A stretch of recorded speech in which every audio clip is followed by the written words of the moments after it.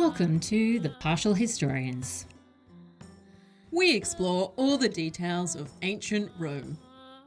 Everything from political scandals to love affairs, the battles waged, and when citizens turn against each other. I'm Dr. Rad. And I'm Dr. G. We consider Rome as the Romans saw it, by reading different ancient authors and comparing their accounts. Join us as we trace the journey of Rome from the founding of the city.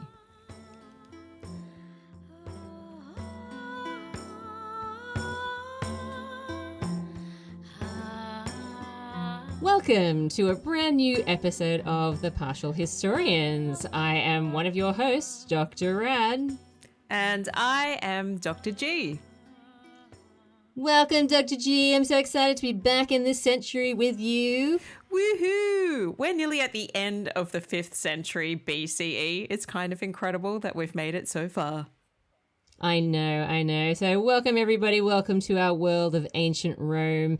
Here we are, traipsing our way through the 410s BCE as we look at Rome's journey from the founding of the city. So, Dr. G, before we head into a new episode, let's do a bit of a recap, shall we? Where were we last time we met? Look, the big standout for me was the return of an Aequians into the role of the tribune of the plebs.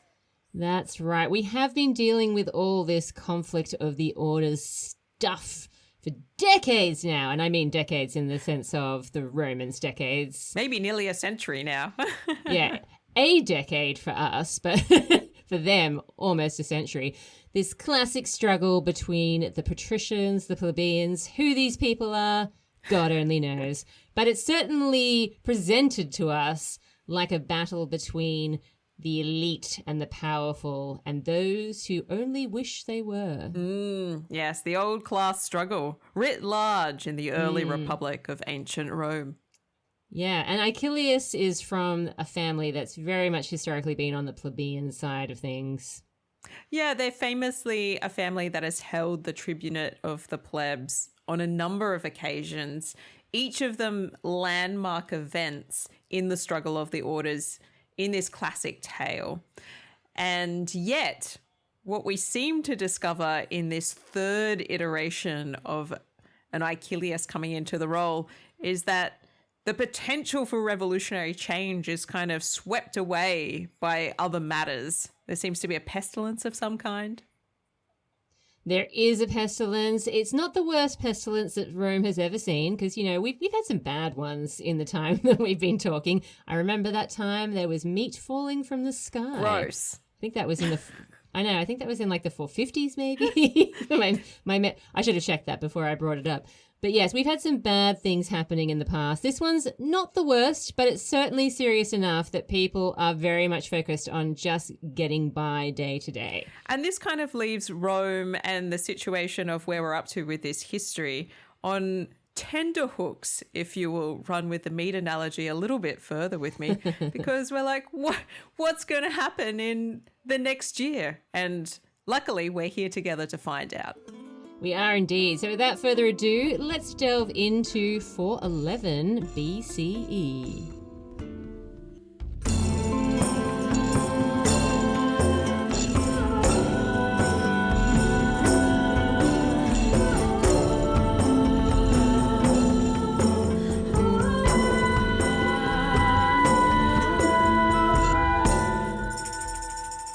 It is 411 BCE. It's a very thrilling time. This means we have new consuls. We do have consuls. Note that we still don't have any military tribunes with consular power. I think the patricians are still feeling a little bit concerned about who might get elected if they opened that door. Yes, much better to make sure it's a patrician-only situation. And What better way to do that than by having consuls in power? Exactly. So who have we got, Dr. G? All right, we have Marcus Papirius Mugellanus, possibly Atratinus. We're not really quite sure. So I think some of one those the names sound branches. familiar. Yeah, some of I those think names sound all familiar. of those names sound familiar. This I don't man is know. familiar. Marcus. Have I ever heard Marcus mentioned on this podcast before? Never. And fair enough. I mean, it's a very rare name. So this Marcus Papirius Mugellanus was previously the military tribune with consular power in 418 and also 416. So he's in the middle of quite an illustrious career at this point. Yeah, this is his decade, the 410s. It's happening for him. And he is joined by somebody known as Spurius or Gaius. We're not quite sure of the pronomen of this fella. Nautius Rutilus. Oh, behave. I know. Spurious naughtiness, what are you up to? He was previously military tribune with consular power in 419 and also served together with Papirius Mugellanus in 416. So these guys have even held the top job together before. And yet we're still not certain of their names. And we still don't know whether they're friends. I love the confusion of the source material. Everybody has different names and nobody can figure out where they go. Yeah, and the Roman propensity for naming everybody after everybody else in their own family does leave a legacy of some confusion for everybody else studying them thousands of years later. Absolutely. So what are these consuls facing, Dr. G? We've got a pestilence on the loose. We've got a tribune who's just itching to get an agrarian law passed. It doesn't bode well for them, I'm not going to lie. And sure enough, the year does not start well. As we know, when people are too sick to get out of bed, they tend not to farm. Lazy. How dare they? But the trouble with that is that it has some knock-on consequences, because if you don't farm while you're unwell, nobody does that farming for you, and then nobody's got food to eat. So then not only are you sick and hungry, then you're also starving. Exactly. And this has happened to Rome before after pestilence. We've seen this pattern again and again, and it looks like this year was going to be no different. Rome was in dire need of some corn, and it would have been headed straight for a very serious famine, except they asked around. They kind of passed the hat around and said, "Please, sir, I would like some corn," to some of their neighbours. Could you possibly spare any grain? Yeah, exactly. They were asking up and down the Tiber. They apparently were like, looking around the Tuscan Sea area saying, "Excuse me, I don't suppose you have any surplus grain." I suppose they do have some friends in the local region. Of But course not they do. everybody would trade with them. No, this is true. So specifically, the Samnites, who are at this point in time well ensconced in Capua and Cumae, would not engage in trade with Rome, even in this direst hour of need, Dr. G, for shame. Yes, look, the Samnite relationship with Rome is going to be a rocky one. Let's put it that way. That's my foreshadowing. Foreshadowing. Yeah, absolutely. I think We that's haven't seen definitely a lot of the Samnites and the Romans yet, but just you wait.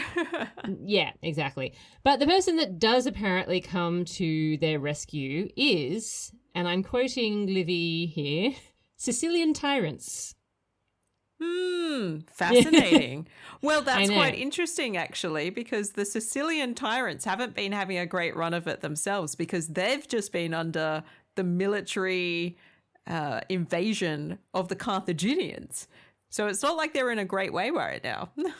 Well, this is the thing, right? So most people have pointed out that Livy must be a bit off here because there actually aren't any tyrants ruling Sicily in this year. Livy. So- He's a liar. Well, how dare you? How very dare you? Look, it's possible, like it's close in time. It's possible that obviously we've just got the order of things slightly out of whack. Like it is possible. You're being very generous to Livy here. Well, look, let me put it this way. We're fairly certain that the person that he's referring to, even though he does not name him, is Dionysius the First, who came to power in 409. So you see, it is very close. Very, indeed. All right. Yeah. And it is very possible as well that the Sicilians would have been wanting to win Rome over as an ally at this point in time because, as you said last episode, Dr. G, there's some issues going on in Greece. A little thing known as the Peloponnesian War. There are some things going on in Greece, and one of the consequences of that is that the Greeks are trying to push their way into Sicily. That is one of the grounds in which some of the battles are taking place. There's a Carthaginian interest also in Sicily. Absolutely. Sicily, historically, as I'm sure listeners are aware, is its location right smack in the middle of the Mediterranean makes it kind of like a very strategic location for all concerned who live around that Mediterranean edge. So interest is high. Sicilia is facing various incursions from different directions. So maybe they are desperate, even if the tyrant is not quite in place yet. Yes. I think that's exactly it. With the Battle of Syracuse, which has just been waged in 413 BCE, or I mean the whole campaign sort of running from 415 to 413 BCE, as Athens is trying to strike out at people who are allied to the Spartans and supplying them with grain. And as you say, with Carthage rumbling around, and Carthage and Rome at this point in time are technically allies, it probably was a wise move for them to help Rome out whilst, Rome is looking around for some friends.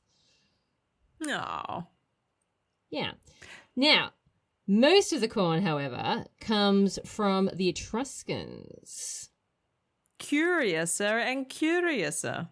I know. So it seems that the Etruscans, who by this stage are mostly located to the north of Rome, they obviously don't want Rome to take their business elsewhere, i.e. Sicily. How dare you? We've got the best prices on grain. Yeah, and the Etruscans also have a hostile relationship with the Samnites because the Samnites have kind of displaced them in Campania. Typical. The local politics is starting to get messy around here. I know, and all over corn. Well, you got to eat. What can I say? Yeah. So that's kind of about all the detail that I have, in that basically there was almost a very serious famine, but Rome managed to find some allies and managed to pull itself out of that, and the danger was averted. It does seem like there was a bit of a shortage of manpower following on the back of the pestilence. It seems like the consuls need to bring in extra people to help them with things like embassies because they just don't have enough people who are available to help them out with the day-to-day administration. But that's kind of it. So 411 is a very quiet year, but don't you worry. We're about to enter 410 and we're about to get some serious developments happening. Well, before we enter into 410, just to give you a sense of just how thin on the ground my source material is currently. You're joking. You don't have any source material? I know I've been chatting about Sicily for like 10 minutes now, but I know nothing. So in 411, the Fasti Capitolini is missing. So that's our big list of consuls and high-level magistrates. Yeah, which explains why we have all the issues with the names. Yeah. Well, it explains some of it for sure. Yeah. And then I have Diodorus Siculus, who we've talked about quite often recently. Yep. I wouldn't say he's useless, but he comes and goes in terms of accuracy. He does. Yeah. And when nobody else is around, he gets to be very accurate because he's the only one who's got the names. This is true. Who's going to contradict him? That may or may not mean that he's correct, but nevertheless. So he has Marcus Papirius and Spurius Nordius listed. Now, there is the ongoing date discrepancy that happens with Diodorus Siculus because he always tells us the consuls in the same sentence as he tells us who's the current eponymous archon in Athens. Right. And this is always out by a couple of years. So by Diodorus's reckoning, we're in about 408 to 407. Well, there you go. There are tyrants in Sicily, and Livy wasn't lying. If Livy is following the same sorts of source material that Diodorus is following, then yes, he's on the right track. And the other source that I ended up going to for this, and this is again testament to the thinness of my source material, is I went to Cassiodorus. Wow. Okay. I don't think we've mentioned him at all ever before on this podcast. Look, I could have gone to him before now, but there was no need in some respects. And things were so desperate for me that I decided that maybe Cassiodorus could help me. Now, who is Cassiodorus? I'm glad you've asked. His full name is Flavius Magnus Aurelius Cassiodorus Senator. Now, senator is not a title. It's part of his name. Yeah. He is living in the late 5th century and doing most of his writing in the 6th century CE. Okay. So, he serves under Theodoric, the king of the Ostrogoths, at Ravenna. Wow. So we're not even really under Roman rule anymore. I've got some bad news, listeners of this podcast. The Romans are going to take some heavy blows. And they shall be no more. Yeah, by the time we get to Cassiodorus, the Romans, it's a little bit over. We've got the Ostrogoths at Ravenna. Ravenna is the new capital in some respects in the Roman West. It's pretty over. Anyway, he writes a work that's known as the Variae. It's a collection of letters, and he also does some epitomes of other historians. So he's got a whole list of magistrates, which is very exciting, and it has been translated very kindly by people who live on the internet. Thank God. I know, aren't they delightful?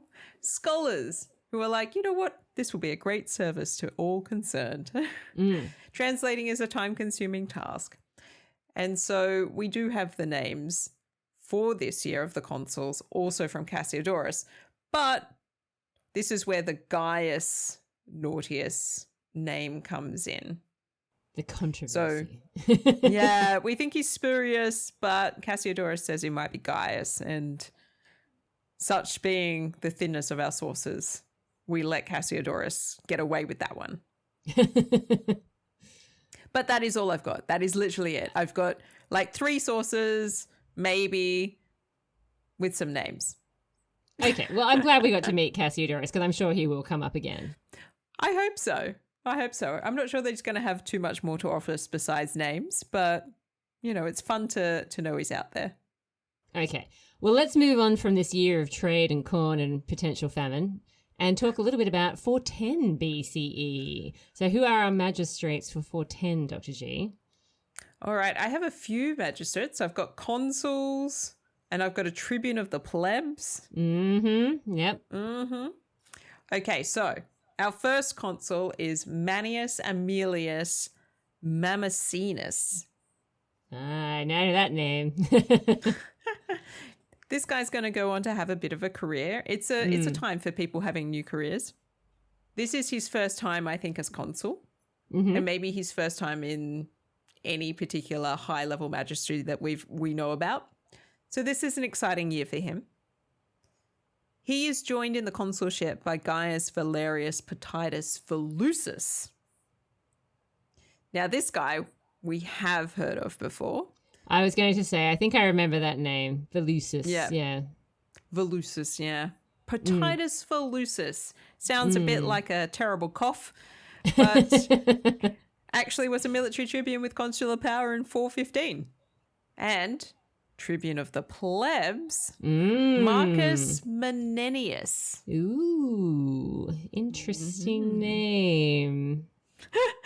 Are names all I have? Maybe.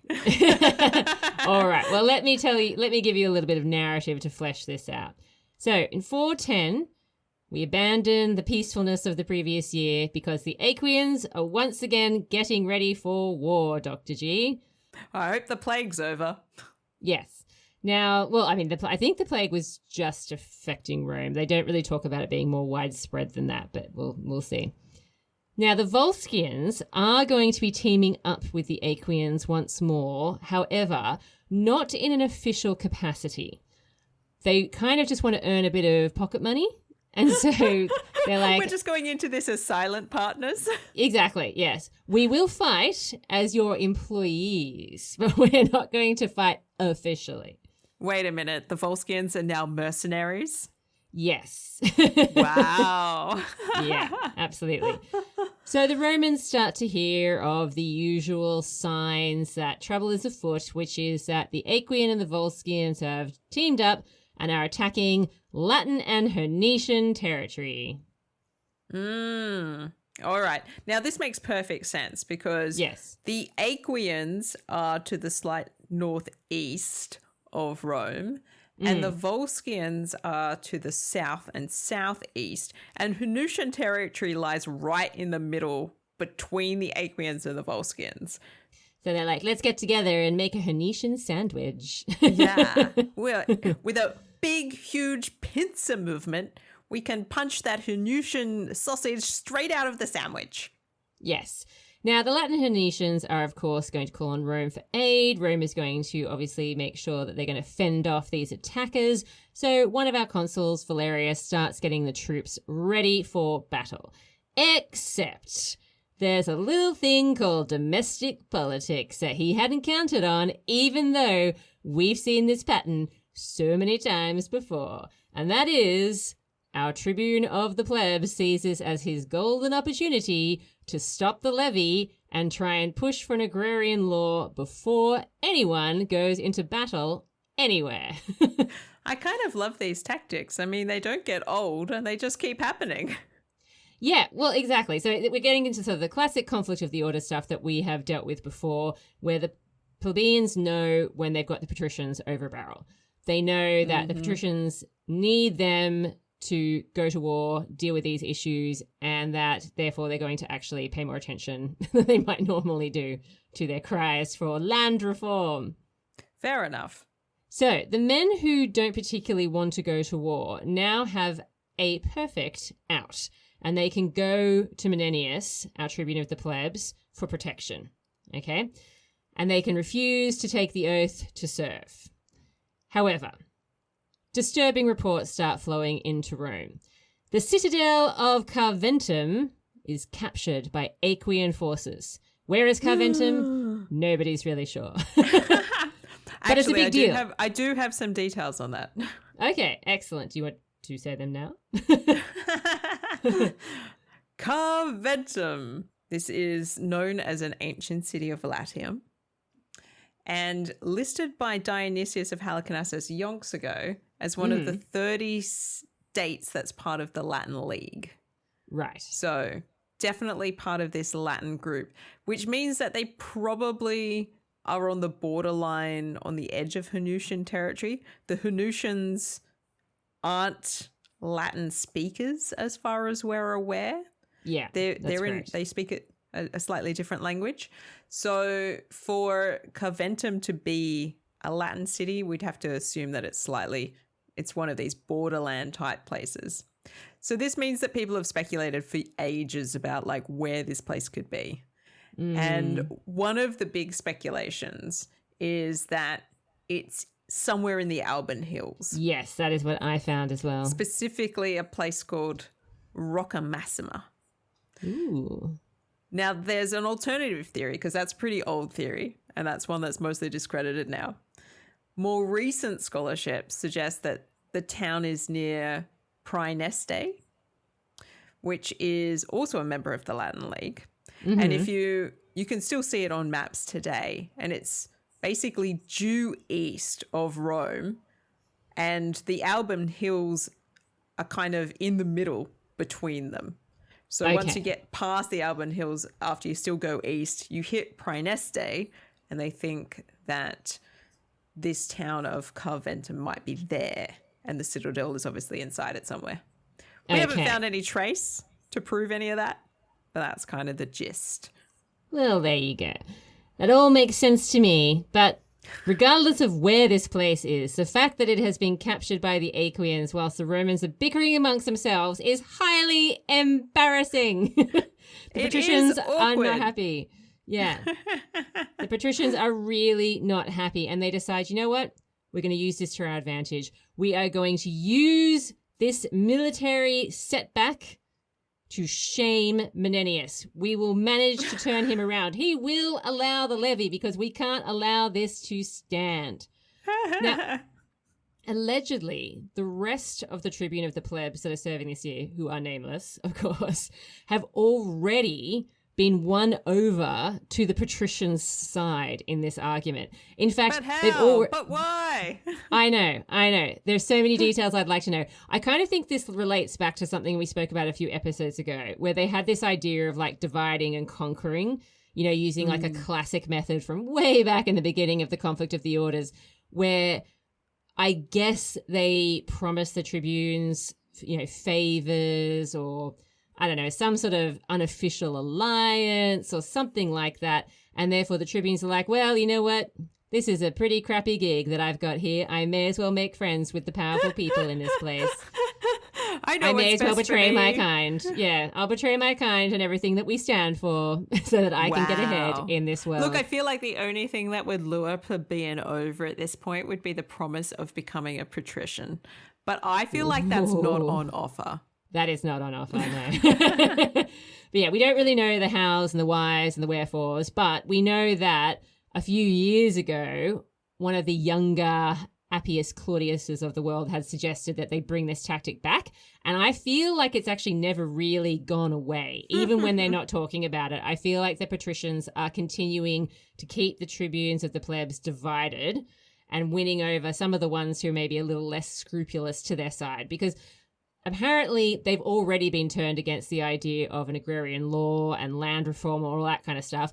And now they're just using this military defeat to publicly side against Menenius, and it gives them like sort of the perfect excuse. Like they don't have to try and cover up the fact that they're doing something a bit weird by siding with the patricians on this issue. I wonder if this might also be related to the changing dynamic over time of what does the tribune of the plebs represent? I feel like potentially Livy is doing a bit of a retrojection here, where one explanation you could posit for why tribunes would behave this way is that they actually come from very rich plebeian families. And so, which we've spoken about before, this is not a class struggle between the rich and the poor. It's a struggle between the people that hold a lot of power in an official capacity and people that are barred from that. Yeah, so it might be the case that some of these people who get into the role of tribune of the plebs see this as the top job for people with their kind of background. Yeah. And they're willing to use that wealth in whatever way sort of furthers their own ambitions, rather than looking after, as much as we might like them to, the little guy who could use some representation. Yeah, no, exactly. And this is what we've talked about before, that probably a lot of the people that we hear about from the tribune of the pleb position, or even some of the named plebeians that we get in our sources, they probably have more in common with the patricians that are named in our accounts than they do with the average person in Rome at this point in time. Because if they're this involved in politics, then you kind of have to imagine they've got a fair amount of free time on their hands. Oh, boy. Yeah. Now, so you'd think that this would obviously be really bad for Menenius. You know, there he is, the sole tribune, standing out against the levy. Militarily, things are not looking great for Rome's allies. The Aequians are making incursions into their territory. Is this the moment that he caves? Au contraire, Dr. G.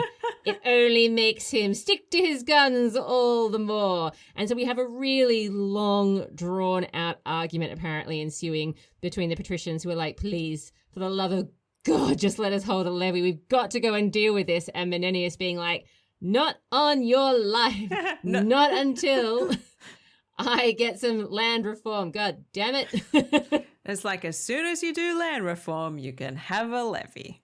Yeah. Now, the consuls are obviously at their wits' end. They do not know what to say to this guy to convince him. So the consuls call on the gods and all of Rome to witness that Menenius personally is to blame for anything bad that is happening or would happen in the future. Whether it's defeat, whether it's the ultimate disgrace, whatever it is, it's all going to be Menenius's fault because he has held up the levy. This does sound pretty disturbing. So they brought the gods into this. They have. This is a bad sign, patricians. It is. Now, Menenius comes back to this, big threat. Well, not threat, but you know what I mean. Like, Menenius comes back to this big call, I suppose, and says, look, it's quite simple. Just give up the land that the patricians are illegally occupying, and I will allow the levy to go ahead. That's all I'm asking. Yeah, it's very simple. Yeah. And again, we return to this idea, which you and I highlighted again and again, seems so weird, that the land is being occupied illegally, which, as we've said, just doesn't really seem to make sense for Rome in this period. But this is the narrative that they're sticking with.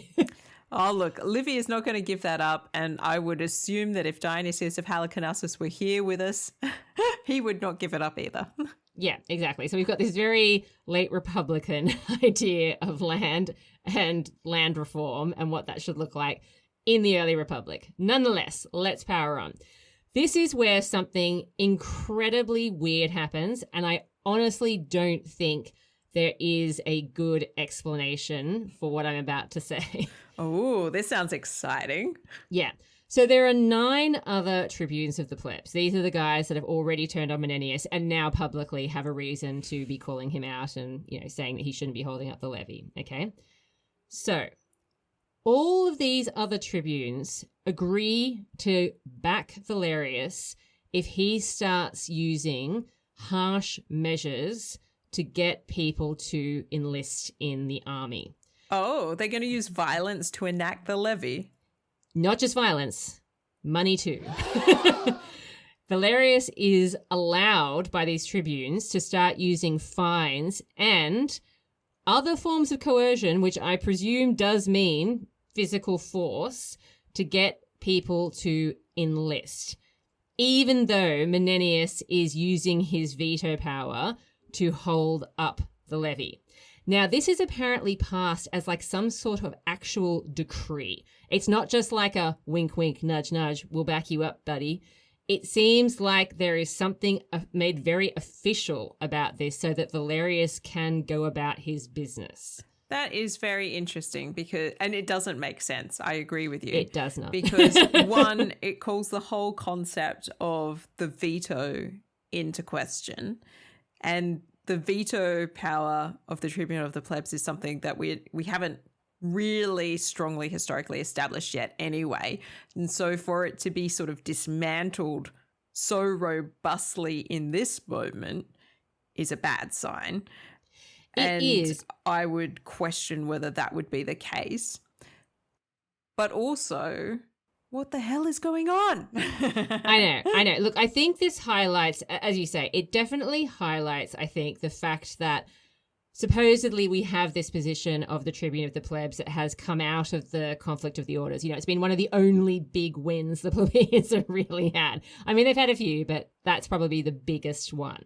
However, you and I have also talked about the fact that we're not really sure if any of the Roman magistracies actually exist. Are there consuls? Are there? I don't know. And so it's very possible. We definitely have lists of names. That's all we I have can lists tell you. of names. Exactly. We have lists of names.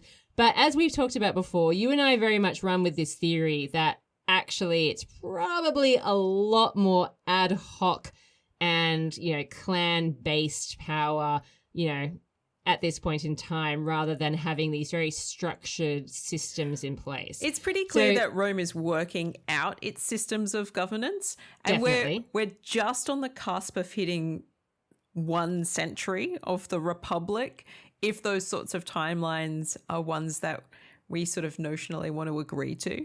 So we're in a working out kind of phase. And arguably, and I think this is true for Rome throughout all of its history, there is never a moment of clear political static stability. The whole thing is always dynamic.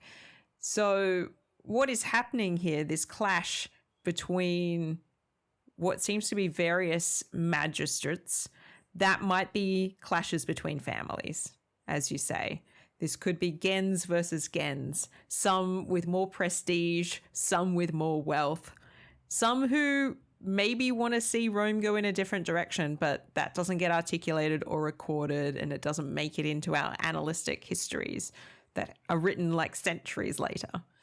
Yeah, exactly. And as we've talked about last episode, this is a period where Rome does seem to be militarily getting back into its game. We do have some expansion happening, like nothing too crazy. It's not like they're like capturing Greece, but we are definitely seeing a slightly different direction for Rome than we have seen for some time. And it seems like the dark cloud that had kind of settled over the latter half of this century is starting to lift and allow for, more of these kinds of moves on Rome's behalf. But certainly, I think it definitely highlights once again this idea that the Tribune of the Plebs is fully formed, and we know exactly what the Tribune of the Pleb can and cannot do.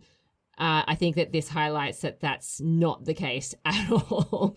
But it's possible, like if we say for a second that, okay, maybe there are people that hold some titles at this point in time. Maybe one of those titles is Tribune of the Plebs. Let's run with that for a moment. If we go along with this idea that they maybe have some sort of veto power, that they are invested in some sort of sacrosanctity, what this incident might be highlighting is that isn't really worth a lot if your colleagues aren't willing to back you up. Yeah.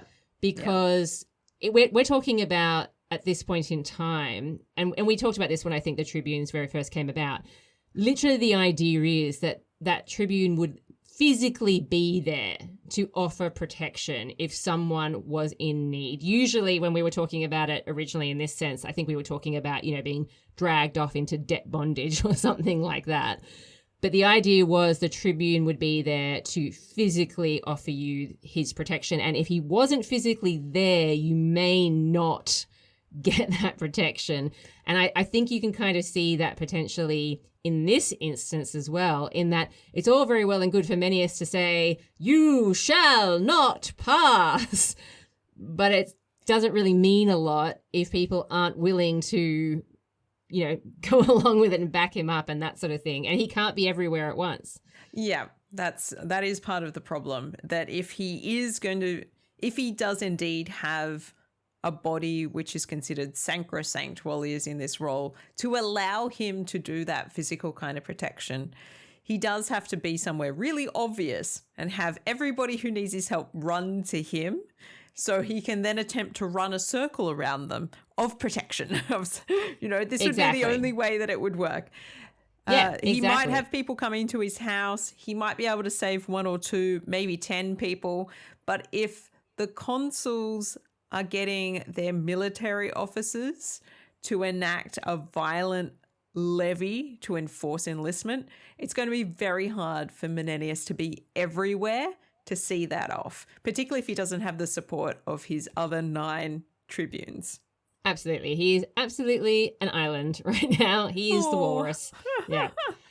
Now, the consul Valerius, of course, now that he is backed by this power that's been given to him by the other tribunes, it seems, he starts dragging people who are refusing to enlist in front of him and making such a spectacle of this that everyone else gets really intimidated and is too scared not to enlist. So the tactic works perfectly.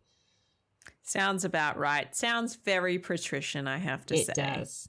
So as a result, the Romans are finally able to send an army marching off to this citadel that has been captured, Carventum, wherever that is. East. Now, let's say east.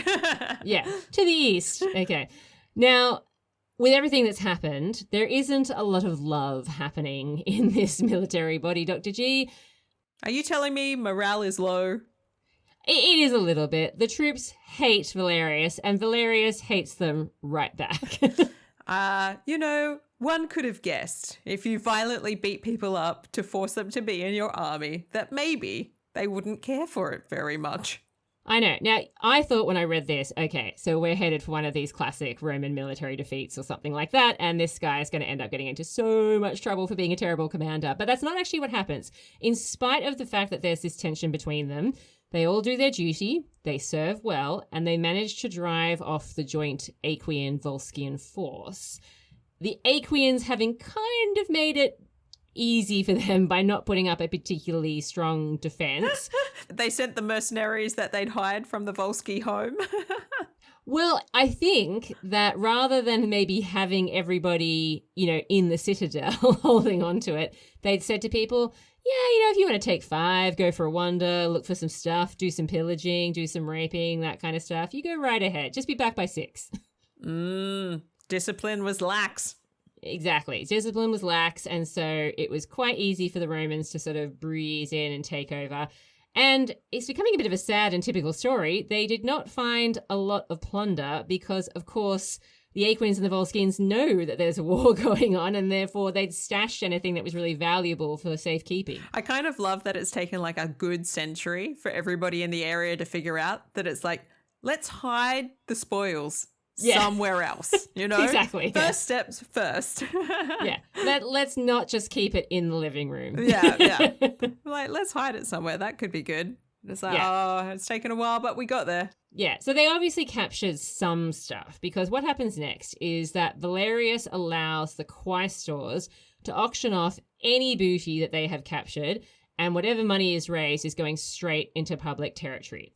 Is this a strange thing for the quaestors to be doing? You betcha. It does sound very odd. Public territory. Does this mean, is this a tacit sort of suggestion that there's ager publicus involved here? Look, I think it's more the fact that kind of a job would usually fall to an urban praetor, so someone who's located in the city of Rome. They might potentially be involved in something like that. But if we're talking about military quaestors here, which I think is what is meant to be happening, that is not usually part of their role. It just doesn't seem right. It seems anachronistic. It does. I would shock, say that maybe what's happening here is that the writers, potentially Livy, is thinking about the quaestorship in its much later form. Exactly. Where it does become this kind of the financial attaché of the military commander. That's not really quite where the quaestor is at, as far as we can tell at this point in time. Yeah, at this point in time, it doesn't really make sense if we are reading this the way it's being presented. And so this is obviously meant to be a big public statement to the army. You're not going to get a cut of anything that we capture until you are obedient. So stop your whinging, stop your whining, or no more spoils for you. Oh, man. Yeah. Now, this, of course, does not endear Valerius to his men. Well, there's a surprise. Yeah. And because most of the people who are serving as your regular rank and file soldiers are plebeians, they, of course, let other plebeians know that they are unhappy, and the mood spreads. Now, Valerius is granted an ovation, an ovatio. Yeah. Fancy. I know. It doesn't seem like that big a deal, to be honest. It seems kind of like he just waltzed into this place that had been left open. It seems like it wasn't hard to take back this citadel, so is it really deserving of an ovatio? But I guess it's desperate times, and Rome hasn't had heaps of military success for a few years until the last couple. So yeah, exactly. Maybe they're excited and their standards are low. Well, yeah, and also, I mean, he's also from, I guess, one of those families like the Valeria. Like, we've talked about them a lot. They're pretty prestigious, They are very prestigious. They're pretty powerful. I'm sure they know whose back to scratch, if you know what I mean. But anyway, so Valerius rocks up for this ovatio. Not quite a triumph, but still, Rome going, well done. And finds that Rome is not actually saying, well done. Instead, he's being pelted with abuse. Oh, okay. So he's been awarded the ovation by the Senate, presumably. It doesn't actually say, but I mean, you would presume so. Yeah, I would presume so. I think it's kind of that sort of suggestion would come through. Like you don't get to just have an avatio. It gets granted to you in some way. But if the general urban population is not into that, I can see how a walking procession through the city in a very slow and deliberate, supposedly celebratory way could be great fodder for your rotten vegetables. Exactly. So he starts getting abuse, and that's not really what your avatio is meant to be about. It's meant to be a special moment. And everyone's catcalling him. And then, interestingly, praise starts to be showered on Menenius. So Menenius starts to become, a figure of appeal again. I mean, not that I think everybody turned on him, for example, but I would imagine that he obviously lost a bit of credibility after everything that had happened. But when everybody starts shouting out the name Menenius, it kind of spreads through the crowd. The enthusiasm just builds. Menenius is now the man of the moment, and he's the one who's getting cheered, and everyone's really crazy for Menenius. And that's not really how avatios work. I love this redemption arc, though, where it's like the people have realized that Menenius was the guy that was on their side. And they're like, you know what? This has gone badly. And the only guy who stood in our corner, Menenius. Yeah, and this is the thing. I don't think the people ever doubted that he was their guy. I think they were just intimidated into obviously behaving a certain way. But now that they've seen the way that Valerius acted after this victory, I kind of think they've got nothing left to lose at this point in time, and they're just being vocal. They're just expressing their feelings, Dr. G. Nobody can get into trouble for that, can they? Exactly. Now, the patricians are extremely nervous by this public display. They're like, okay, it's not out of the ordinary for there to be some tension between the regular soldiers and their commanders, who are, at this point in time, usually consuls or military tribunes with consular power. They're like, that's fine. We can deal with that. That's apparently how things normally are. We can also accept that there's usually a lot of tension between patricians and plebeians. Apparently, that's what our society is all about this century.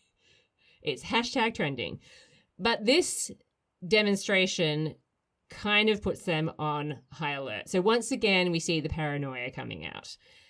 They feel incredibly certain after everything that's gone down recently that if they allow military tribunes with consular power the next year, rather than consuls, Menenius will be the first plebeian to be elected into that position. Oh, they've been paranoid about this for a couple of years now. That's why we keep getting consuls, isn't it? Or at least that's the rationale we're being given. They have been paranoid about the plebeians finally getting to that point. However, in this particular instance, it's because they've actually got a guy. They're like, this is the one. This is the one that's going to cause all these problems. Okay? Now, this is interesting because, and this is where I'm going to highlight this, Menenius is not a name I think we come across much again. There was, if we go back to 483 BCE, there was mention of a tense relationship between a Valerius and a Manius, but that's not the same name. Nope. Okay, so that's a bit of a not really sure about that. That's questionable. Mm-hmm. Yeah, the Menenius family certainly is a well-known plebeian family, but it's just this particular guy, we don't really hear about him again. So it's interesting that they're like, this is the one. This is the one we've been afraid of. But yeah, if we go all the way back again, it's, as you highlighted before when we were talking about the Achilles of the previous episode that we were talking about, he's obviously from a very well-known plebeian family with a long history of, these important moments of resistance against patrician rule. Menenius, we actually do have a Menenius mentioned back in the first session as well, but that's a Menenius from a patrician family. I was going to say, this name isn't unknown to us. We've got this patrician side of the gens and we've got a plebeian side of the gens. We do, yeah. And the plebeian side is well known and they will be associated with this position again. But yeah, this particular guy, he's going to be disappearing into the mists of time. Look, I think this might end up being like a number of things that we see in this time period with our annalist historians, which is that they're inserting potentially names that are quite familiar from later generations. Exactly, yes. Into this narrative. One, to sort of maybe flesh out the details a little bit. And two, maybe there's some legacy of those family oral histories where people tell of the great people, their great ancestors, and these stories are coming through in those sort of family traditions. So without sort of having more independent evidence to think about, it does get quite messy to figure out whether this is like, is this guy real? Is he more of a symbol for something in this narrative and he needed a name, so we'll associate him with the kinds of qualities that we associate with the Menenius family from a later period? All that kind of stuff might be going on here.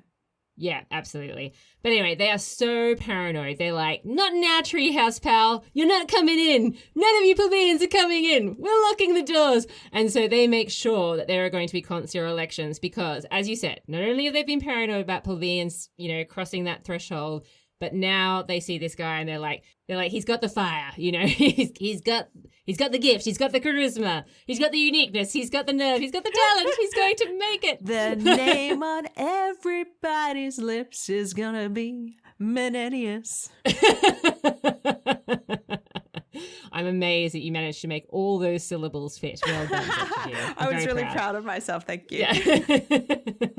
Anyway, so that is where 410 ends for me. And I can tell you now, we are in for more fascinating, bizarre, probably anachronistic, maybe fictional moments in the conflict of the orders in the years ahead. Stay tuned. But that means, Dr. G, that it is once more time for the partial pick. All right, Dr. G, tell us what the partial pick is all about. The partial pick. There are 50 golden eagles on offer for Rome, judged across 5 categories. So for each category, they could get a score of 10 golden eagles if they perform exceptionally well. And we are just going to judge them by their own standards, really. So we'll see. How will Rome perform for me today? All right, what's our first category, Dr. G? Our first category is military clout. Well, I do think they deserve some points because obviously we have got the recapture of the citadel of the mysterious place that nobody knows where it is except that it's east. Is this the place that they also lost? Or do the Hernicians technically lose it?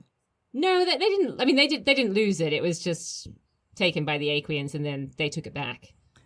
Yeah.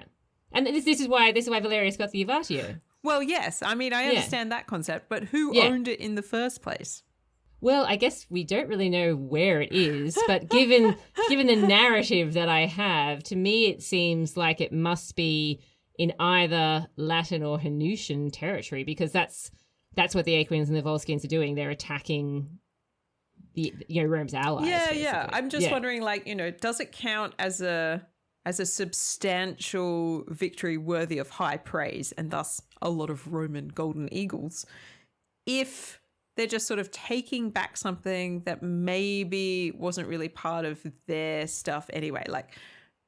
This is true. I mean, it's not really clear if it's even, maybe it's theirs. Maybe it's super scary. I don't know. These are the questions I'm asking. I mean, the consuls certainly are very worked up about it. It's definitely seen as like a really big deal that they've allowed this to happen. It strikes me that Carventum and its citadel may stand at this point in time as kind of like a buffer for Rome on the edge of Latin territory. This is just a guess. And so it's maybe strategically important, and that's potentially why they're so invested in making sure that they retake it. Oh, yeah. I mean, it's obviously a huge deal. It's not like they're like, what's one citadel? Citadel here, citadel there, whatever. Yeah, they definitely can't allow it to happen. So I think I don't know. I guess I see it as if Valerius is getting an Avatio, that's what I'm using as my barometer here. I feel like it must be significant enough to matter. And therefore, I feel they deserve maybe a 2 or a 3. Ooh, all right. I was going to give them like a 4 or a 5. And I was like, look, Verdios are hard work, but I you know. Let's say a 3. I think a 3 because, as you say, I don't think it's that big a deal because it was taken by the Aequians and the Romans just got it back again. It's not like it's new territory. Yeah. All right. Although, I mean, again, we don't really know if it's theirs or someone else's. But the vagaries of history. I know. All right, so we got 3. All right, what's our next category? Our second category is diplomacy. Okay. I don't think so. Although I suppose if we go back to 411, sorry, I'm forgetting 411 because it was a bit of a blah year. There is obviously the whole issue with, securing grain, which they do very nicely. They don't steal it, they buy it. Well, that's true. They make friends with the Sicilians. They do. The tyrants. Wow. And they also seem to buy some from the Etruscans. So things seem to be going well with that relationship, kind of. Definitely, yeah. Okay, so what, like a 2? Yeah, I think this has to be held in balance with the fact that diplomacy within Rome doesn't seem to be going great. I'm still so not sure that we should even be talking about diplomacy if it's within Rome. I don't think that makes any sense. But no. Well, negotiating's negotiating. Yeah, but certainly war with the Aequians is not diplomatic. Not that they started it, but... That's true. They finished it, so... Look, I'll give them 2 points for the grain. Okay, all right. Next category. Expansion. This comes back to the question of geography again. I'm really not sure. I feel like it has been mentioned little enough that it's not Roman. It's a Latin place and it's run by some Latin people. Look, the places that I've seen mentioned in connection with this spot, none of which were the ones that you mentioned, so clearly we're reading different sources. It doesn't seem like this site is actually that far away from Rome, but it's certainly not within Rome right now. Yeah. Yeah. So it's close. I mean, maybe like Tusculan distance. But Tusculan isn't Rome either. So, That's what I mean. Yeah, it's not far from Rome. Yeah, as in, but all of these places speaking. are kind of running themselves. So I think this is not so much expansion. Or maybe it as like is protecting allies if they hold on to it. Well, they do. I mean, at this point in time, they're holding it. And we have to judge them on what we've got for this year. At this point in time, they've held it. All right, let's give them 2. Okay.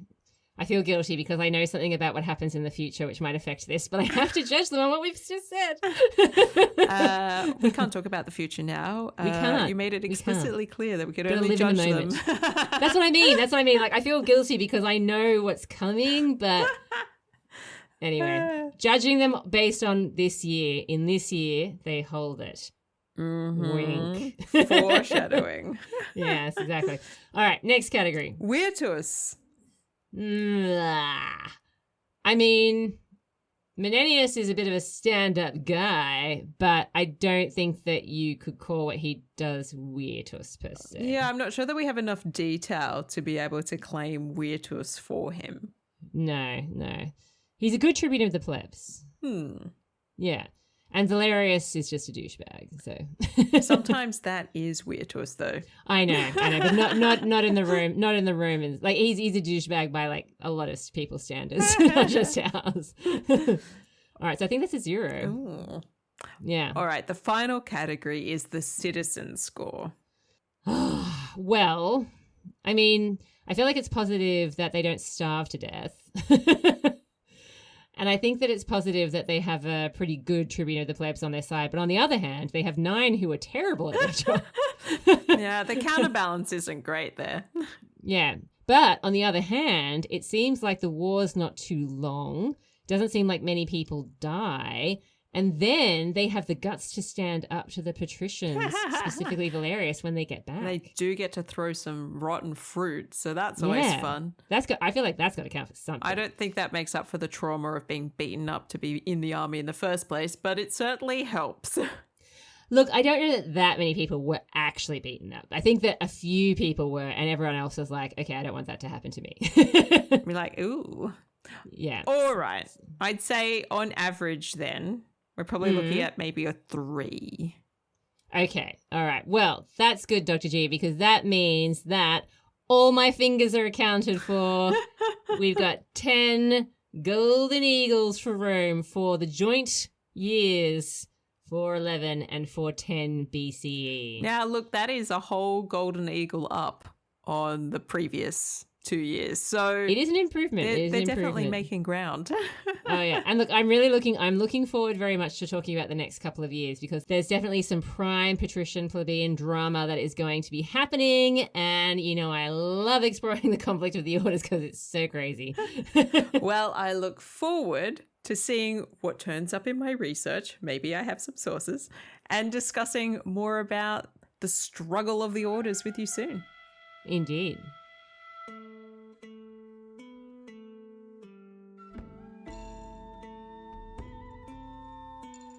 Thank you for listening to this episode of The Partial Historians. A huge thank you to our Patreon supporters for helping make this show spectacular. If you enjoyed the show, there's a few ways that you can show your support. You can write a review wherever you listen in to help spread the word. Reviews really make our day and help new people find our podcast.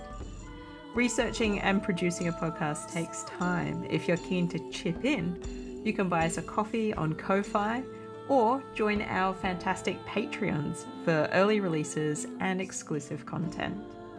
You can find our show notes, as well as links to our merch and where to buy our book, Rex, The 7 Kings of Rome, at partialhistorians.com. Until next time, we are yours in ancient Rome.